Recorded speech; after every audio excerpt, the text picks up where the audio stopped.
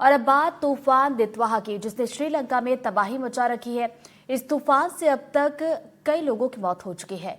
अब इस तूफान ने भारत की तरफ रुख कर लिया है। तमिलनाडु पुडुचेरी के तटीय इलाकों में अलर्ट जारी कर दिया गया है और कई जिलों में स्कूल कॉलेज बंद कर दिए गए हैं।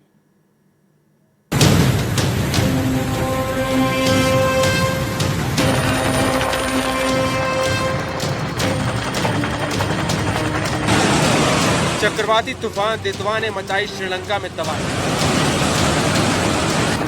तूफान दितवा से 100 से ज्यादा लोगों की मौत। तूफान दितवा से जूझ रहा श्रीलंका। तूफान दितवा का भारत की ओर रुख।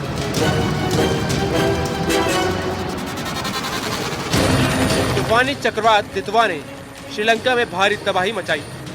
तूफान के चलते श्रीलंका में हुई मूसलाधार बारिश और बाढ़ में अब तक 100 से ज्यादा लोगों की मौत हो गई। कई लोग लापता बताए जा रहे हैं। श्रीलंका के आपदा प्रबंधन केंद्र ने बताया कि राहत और बचाव कार्य जारी है और हफ्ते भर से जारी बारिश में करीब 44,000 लोग प्रभावित हैं। तूफान की तबाही को देखते हुए श्रीलंका की मदद के लिए भारत ने ऑपरेशन सागर बंधु शुरू किया है।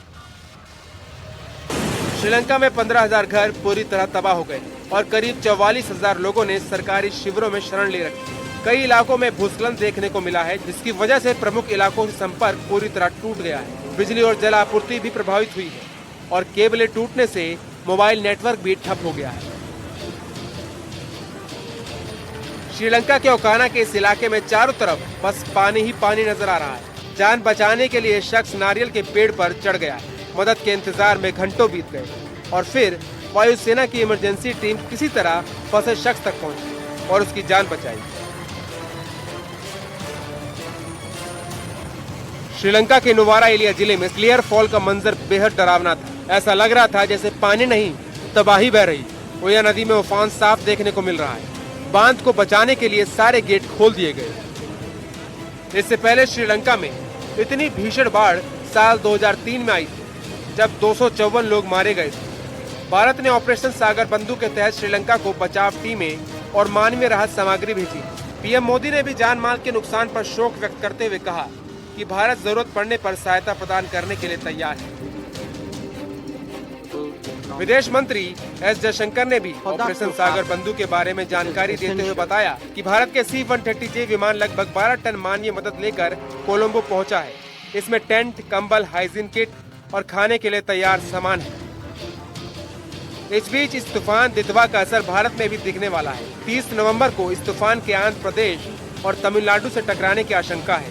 इस दौरान कई इलाकों में तेज हवाएं और भारी बारिश की चेतावनी जारी की गई है। आंध्र प्रदेश में स्कूलों की छुट्टी घोषित कर दी गई है और कई जिलों में रेड और ऑरेंज अलर्ट जारी कर दिया गया है। एनडीआरएफ की 14 टीमें संभावित प्रभावित इलाकों में तैनात की गई हैं। सबसे ज्यादा इम्पैक्ट 29 और 30 को होगा। North coastal Tamil Nadu, Puducherry, south coast Andhra Pradesh, adjoining areas of Rayalaseema and Tamil Nadu, ये सभी इलाका में heavy to extremely heavy rainfall हम एक्सपेक्ट कर रहे हैं 29 और 30 को। Sea condition high to very rough रहेगा, इसलिए कोई भी फिशरमैन समुद्र के अंदर नहीं जाना चाहिए। Specially south Andhra Pradesh, Tamil Nadu, Puducherry coast, Sri Lanka coast के आसपास और entire south west bay of Bengal और इसके पास जो west central bay of Bengal. चक्रवात दितवा के असर से चित्तूर और तिरुपति जिलों में कुछ जगहों पर भारी बारिश हो सकती है। प्रकाशम, नेल्लोर, कटपा और अन्नामय्या जिलों में कुछ जगहों पर हल्की से भारी बारिश हो सकती है। बापटला, पालनाडु, कुर्नूल, नंदियाल, अनंतपुर और श्री सत्य साई जिलों में हल्की से मध्यम बारिश हो सकती है। मछुआरों को मंगलवार तक समुद्र में न जाने की सलाह दी गई। आम लोगों और किसानों को अलर्ट रहने को कहा गया है। Bureau report, NDTV India. और इसी के साथ इस बुलेटिन में फिलहाल इतना ही। नमस्कार।